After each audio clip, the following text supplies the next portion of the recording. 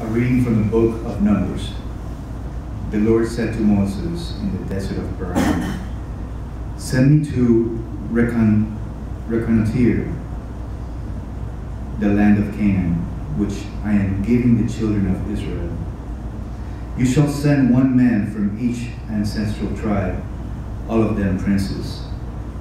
After reconnoitering the land for 40 days, they returned, met Moses and Aaron and the whole congregation of the children of Israel in the desert of Paran at Kadesh, made a report to all of them, to them all, and showed the fruit of the country to the whole congregation. They told Moses, "We went into the land to which you sent us. It does indeed flow with milk and honey, and here is its fruit. However, the people who are living in the land are fierce, and the towns are fortified and very strong. Besides, we saw descendants of the Anakim there, Amalekites, live in the regions of Negev. Hittites, Jebusites, and Amorites dwell in the highlands, and Canaanites along the seacoast and the bank of the Jordan." Caleb, however, to quiet the people toward Moses, said, "We ought to go up and seize the land, for we can certainly do so." But the men who had gone up with them said, "We cannot attack these people. They are too strong for us." So they spread discouraging reports among the children of Israel about the land they had scouted, saying, "The land that we explored is a country that consumes inhabitants. All of the people we saw there are huge, varying giants. We felt like mere grasshoppers, and so we must seem to them." At this, the whole community broke out with loud cries, and even in the night, the people wailed. The Lord said to Moses and Aaron, "How long will this wicked assembly grumble against me? I have heard the grumbling of the children of Israel against me. Tell me, by my life, says the Lord, I will do just what I have heard you say. Here in the desert shall your dead bodies fall. 40 days you spent in scouting the land. 40 years shall you suffer for the crimes, 1 year for each day. Thus you will realize what it means to oppose me. I, the Lord, have sworn to do this to all this wicked assembly that conspired against me. Here in the desert shall die to the last man. They shall die to the last man." The word of the Lord. Thanks be to God. Responsorial Song. Remember us, O Lord, as you favor your people. Remember us, O Lord, as you favor your people. We have sinned, we and our fathers. We have committed crimes, we have done wrong. Our fathers in Egypt considered not your wonders. Remember us, O Lord, as you remember your people. But soon they forgot his works. They waited not for his counsel. They gave way to craving in the desert and tempted God in the wilderness. Remember us, O Lord, as you favor your people. They forgot the God who had saved them, who had done great deeds in Egypt, wondrous deeds in the land of Ham, terrible things in the Red Sea. Remember us, O Lord, as you favor your people. Then he spoke of exterminating them, but Moses, his chosen one, withstood him in the breach to turn back his destructive wrath. Remember us, O Lord, as you favor your people. Hallelujah, hallelujah.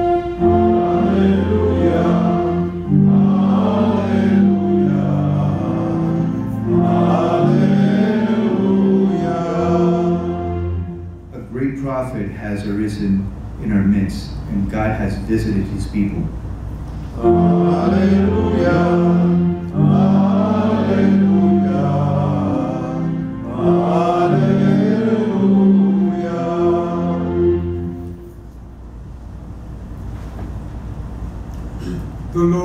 with you. And with your spirit. A reading from the Holy Gospel according to Matthew. Glory to you, Lord. At that time, Jesus withdrew to the region of Tyre and Sidon. And behold, a Canaanite woman of that district came and called him, "Have pity on me, Lord, Son of David. My daughter is tormented by a demon." But he did not say a word in answer to her. His disciples came and asked him, "Send her away, for she keeps calling out after us." He said in reply, "I was sent to the lost sheep of the house of Israel." But the woman came and did him homage, saying, "Lord, help me." He said in reply, "It is not right to take the food of the children and throw it to the dogs." She said, "Please, Lord, for even the dogs eat the scraps that fall from the table of their masters." Then Jesus said to her in reply, "O woman, great is your faith. Let it be done for you as you wish." And her daughter was healed from that hour. The Gospel of the Lord. Praise to you, Lord Jesus Christ.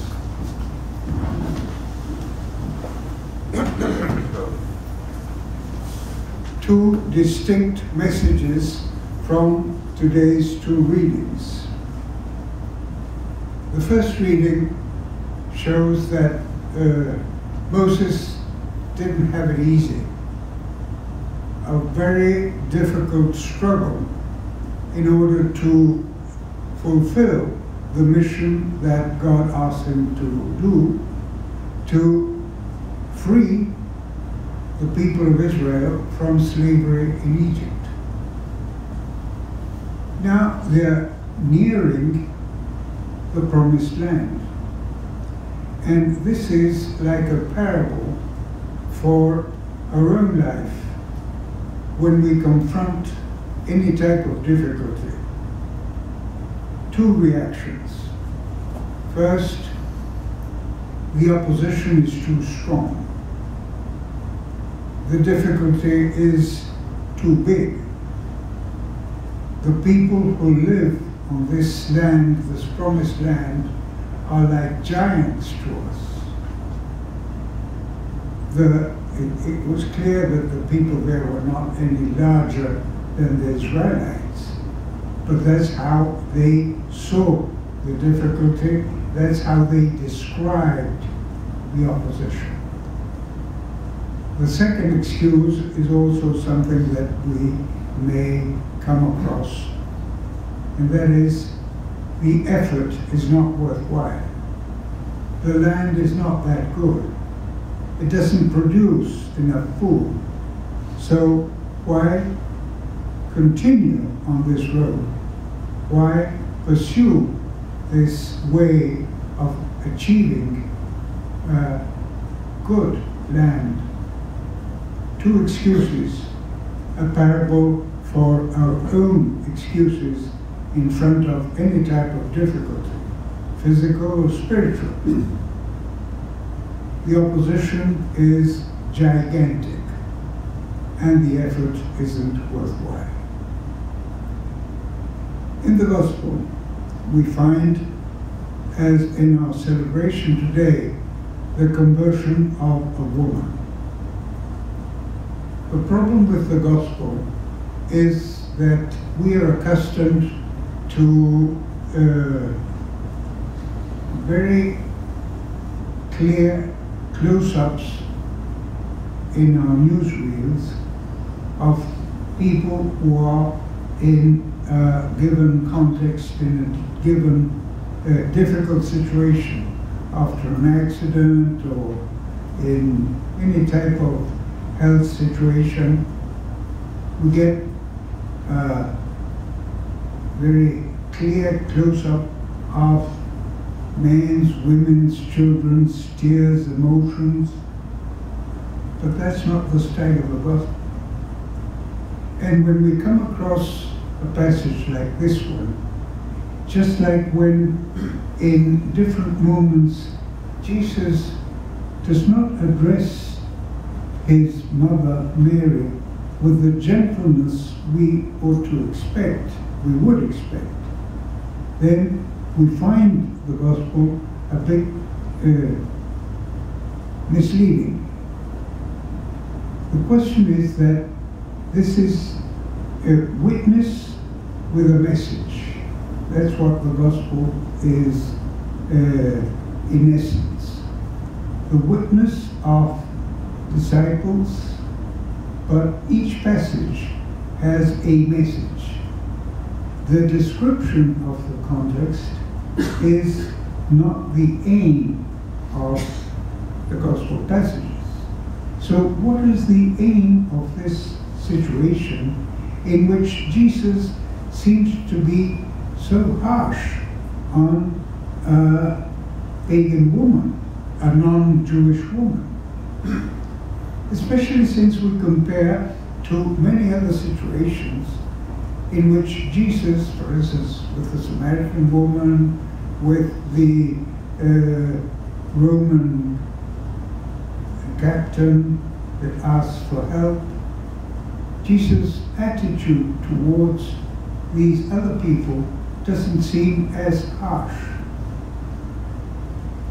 The message here is, what is the time for the announcement of God's message for non-Jews?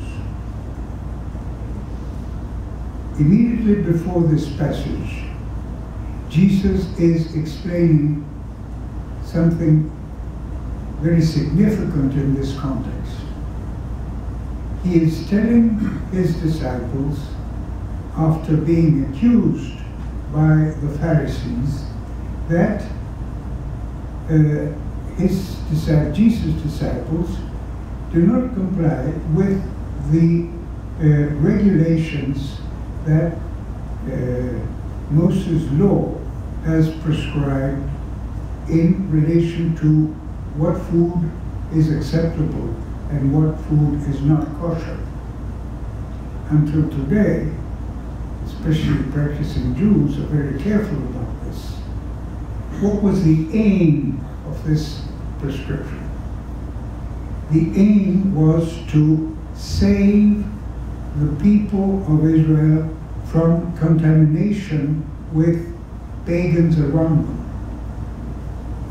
If they weren't able to eat a number of things that their neighbors did eat, it was difficult for them to share everyday life, to share in a meal, which is a way of sharing with others.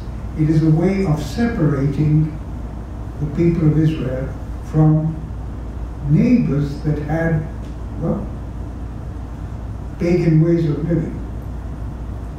And Jesus says, this is not necessary. Everything that God created is healthy.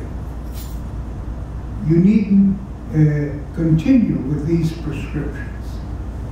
This passage comes immediately before this, the passage that we read, both in St. Mark and St. Matthew.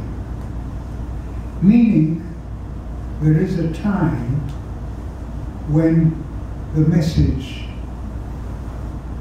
Jesus' life, the good news, the announcement of the kingdom will be universal, will be for everybody.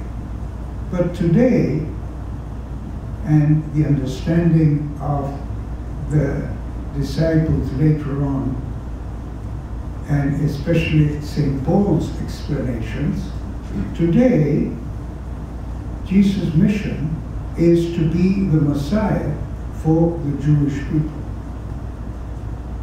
Once the offering of his life takes place, once he is crucified by that same people to which he is sent as the Messiah, then the message will be universal. And it is clear that the disciples understood this. Not immediately, though. St. Peter had difficulty in accepting to eat with pagans. It was the insistence of Paul that made him accept that. So it was still very strong in the first disciples that they had to keep the Jewish traditions, the Jewish practices. Now, in this passage, the message is there is a time for Jesus to accomplish his mission as Messiah. There will be a time after sacrifice, after death and resurrection, where he will send his disciples out to the whole world, where there will be no longer distinction. There will be no longer need to separate what food is kosher and what food is not kosher. In the relationship to the woman, what Jesus really says is,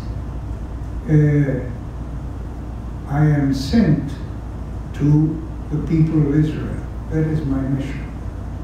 But then he skips that and heals this woman's daughter. Reason your faith. And that is the same reason that Jesus stresses when finding in non-Jews a faith that is clearer, stronger than that of many of the Jews around him. So the message is there are two times in Jesus' mission. There is a time for everybody to receive the good news, to be invited into the kingdom, and the way to achieve that passage is to express, manifest, live a strong faith. And in our contemporary example of Edith Stein, we see the same thing. We see someone who is like the summary of the worst context of the 20th century. The cruelty of humanity, the fracture of humanity,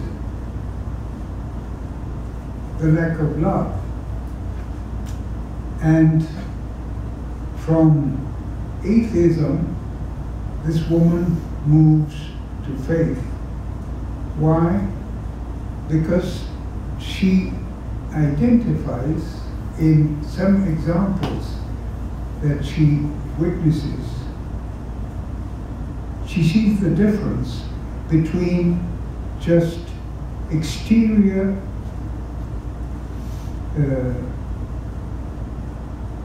religion, if we can use that word, and really connection to God.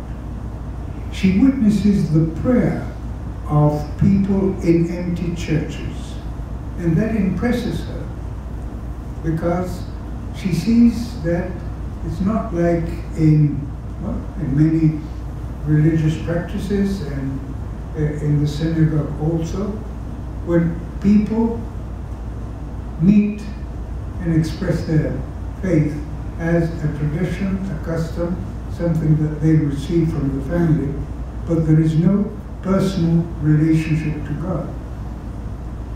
And this is what she discovers in, and surprises her, people going individually at odd times to pray alone in church. That personal faith is what inspires her to look into Christianity, and in particular into the Catholic faith, and then eventually to enter the Carmelite nuns.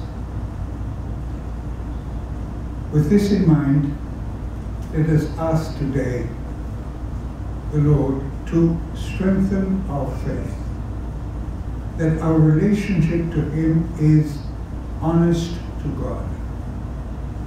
It is a personal, free response that goes beyond any type of exterior circumstance, that is stronger than all the obstacles that the Israelites imagined when arriving at the Promised Land. That really our personal relationship, face to face, heart to heart, to God, is the center of our life. And we can ask for the intercession of this extraordinary woman that is like a paradigm of the worst aspects of our so-called civilization in the 20th century. And also ask for the intercession of that Canaanite woman in Jesus' life that with humor went beyond his apparent rebuff to ask for and accept Jesus' blessing and healing.